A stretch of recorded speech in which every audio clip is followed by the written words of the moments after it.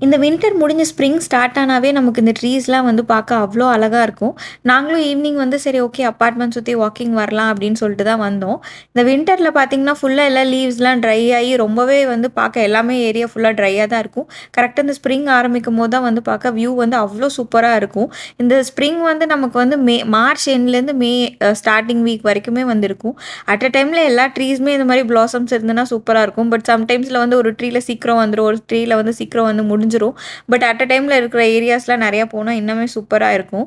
இப்போ வந்து சம்மர் வந்து ஸ்டார்ட் ஆக போதுல்ல டேலைட் சேவிங்ஸ் வந்து ஸ்டார்ட் ஆயிடுச்சு. அதனால வந்து இப்பயே வந்து சன்லைட் வந்து 8:30க்கு வரைக்குமே மேக்ஸிமம் இருக்கு. இப்போ பார்த்தீங்கன்னா ஒரு 7:30 ஆகுது. பட் இன்னுமே சன் வந்து அவ்ளோ பிரைட்டா இருக்கு. இந்த டைம்ல இந்த ஸ்கை பார்க்கும்போது கூட வந்து அவ்ளோ சூப்பரா அழகா இருக்கும். இந்த வியூவே வந்து செம்மையா இருந்தது. ஈவினிங் வந்து நமக்கு ஒரு 5:30, 6க்குலாம் வாக்கிங்கே போ முடியாது. ஏன்னா ரொம்ப சன்லைட் இருக்கும். நம்ம ஒரு 7:00 மேல போனா தான் வந்து கொஞ்சம் ஆவரேஜா இருக்கும்.